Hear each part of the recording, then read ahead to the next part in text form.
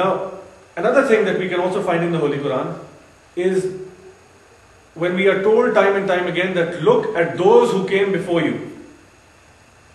That these azabs of Allah subhanahu wa ta'ala, these punishments and these trials have been happening since the dawn of time. From the stories of the prophets, we see how people throughout time have incurred the wrath of Allah. And they have been punished severely for it.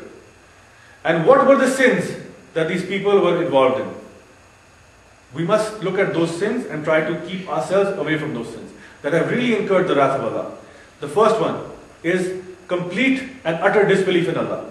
That's number one. The second is associating partners with Allah subhanahu wa ta'ala. Doing shirk. The third is hypocrisy. Saying that you are one of the believers when in fact you are not. Saying that yes, I believe, yet you do not obey. Hypocrisy. The third is corruption. Unfair dealings in business and taking away the rights of others.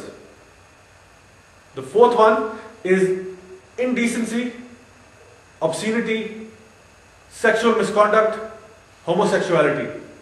These are also areas for which people have incurred the wrath of Allah, and they have been completely wiped out as if they did not even exist. These are the words from the Quran, as if they did not even exist. Then there is zulm, which Allah subhanahu wa ta'ala hates the most of all. When you have the power, you abuse it. It is true especially for people in authority. When they have the power, they abuse it. They take away and snatch away and trample on the rights of other human beings and other Muslims. Doing zulm on others. Which is again having no fear of Allah.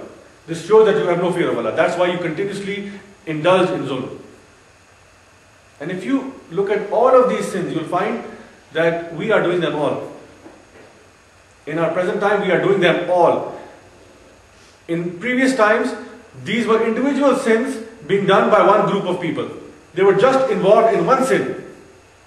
One sin out of so many sins. That, for example, there was a group of people who were just doing unfair dealings. There was another group of people who were just dealing with indecency, homosexuality, and so on. And we are collectively doing all of these sins. As a nation, as an ummah, as mankind. So why would it not incur the wrath of Allah? Now, there is a hadith of the Holy Prophet, peace be upon him, where he mentions that what is haram in big quantities is also haram in little quantities. If pork is, for example, haram, you cannot say that I will only have a bite and that's also fine. No. If it's haram in big quantities, it's also haram in small quantities. Same is the case for alcohol. If it is haram in big quantities, even if you have a little bit, it's haram still. Similarly, when you watch television and you watch programs like Desperate Housewives and Beverly Hills 90210 and Sex and the City, Nauzubillah, all of these television things that you watch, you don't realize how they are affecting you in small quantities. You are taking this dose, you are taking this disbelief in small quantities. And you do not even realize how it's affecting and shaping your opinions. You hang out with your friends who engage in drinking. You hang out with your friends who engage in backbiting and gossiping about other people, having nothing else to talk about except other people and their faults. Soon you do not even realize that this is a sin. Soon you are so deep in it that it is okay to do that because everybody is doing it. Allah subhanahu wa ta'ala has mentioned in the Holy Qur'an and Surah An-Nur, chapter 24, verse 21, O you who believe, follow not the footsteps of the devil. It does not say follow not the devil, follow not the footsteps of the devil. If the devil was to come in front of you right now and say follow me, it would be a fool to follow the devil. But the footprints of the devil, you cannot see the devil, you only see footprints. Something that is enticing you towards something. You follow it out of curiosity in the beginning, and slowly but surely, You get deeper and deeper and deeper into it until you are knee deep in that sin and you do not even realize that you are there. I'll give you an example of a scientist, an evil scientist might I add, who took a pot of boiling water and then he took a frog and he threw the frog in the boiling water. And the frog, the moment it hit the water, it jumped out. Naturally, it might have burnt itself a little bit, but it survived.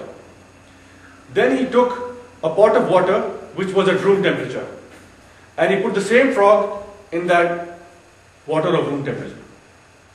But what this evil scientist did was he lit a small fire about the size of a lighter flame underneath that pot. And slowly, the water started to get warmer and warmer and warmer until it was boiling hot and the frog died in that water. This is the effect of indulging in small sins but being persistent with those sins. You forget when you were a believer and at what point you started to disbelieve. You don't even recall when this transition happened because it happened in such a subtle manner. This is something that we must also be very careful of nowadays because all of this fitna is around us. And especially in our times now, there is so much sin around us, we do not even realize half of the sin that we do. Now, if you think about it, what was the sin of the shaitan? What did he do wrong? The shaitan was a pious worshipper before Allah subhanahu wa ta'ala asked him to bow towards Adam. All the angels did it. This was a commandment of Allah subhanahu wa ta'ala. And in his presence, he denied it. He said, no, I will not bow down towards Adam because I am superior and he is inferior. I am made of fire, he's made of clay. Or why should I prostrate myself towards him? Even though it is your command, but why should I do it? So he refused. He rejected the command of Allah subhanahu wa ta'ala. But if you reflect upon it, if you ponder upon it and think over it, what do we do when we hear the azan from the mosques 5 times a day? Allah subhanahu wa ta'ala is calling us 5 times a day, asking us to bow not towards a man, but bow down towards Allah subhanahu wa ta'ala. Yet, do we accept? No, we reject. Seems like Satan has a better shot of getting into paradise than us. Can you believe it? Think over it. The sin of Satan is that he did not bow down towards a man. And we refuse to bow down persistently towards Allah subhanahu wa ta'ala. When it is a commandment and he calls us, we refuse. Will this not then incur the wrath of Allah subhanahu wa ta'ala? Should he send down flower petals for us instead of hunger and fear? These are things we must reflect upon. We must ponder over. And we must talk about these things with our fellow Muslims, brothers and sisters. Allah subhanahu wa ta'ala has mentioned in the Holy Qur'an in Surah An-Nisa, chapter 4, verse 145.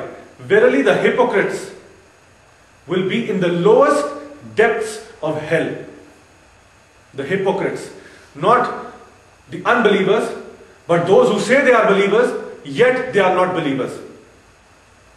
They say they fear Allah, yet they do not fear Allah.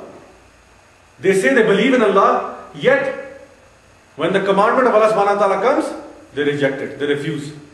This is a hypocrite, and the hypocrite in the Holy Qur'an is mentioned will be in the lowest depths of hell. This is a very, very serious matter that we must think about. Believe me. We seem to think that we are blessed, and inshallah we are blessed to be born in Muslim families. But it creates a big responsibility for us as well at the same time. That whatever are the commands of Allah subhanahu wa ta'ala, do not reject them. Do not say no to them. Bow down in worship. Be humble and bow down to those commands. Only then will you not be a hypocrite. Because that is what Islam is. That is what being a Muslim is. A Muslim is one who submits to the will of Allah subhanahu wa ta'ala. Are you submitting? And what is submission? Submission is you do not utter a word. Somebody says, do this, and you do it. That is submission. You do not ask questions. You do not raise arguments. Why? Why should I do it? I don't think I should be doing this because I know what is best for me. Whatever is written in the Holy Qur'an was revealed 1400 years ago. Now the times have changed and I will make my own opinion. This is hypocrisy.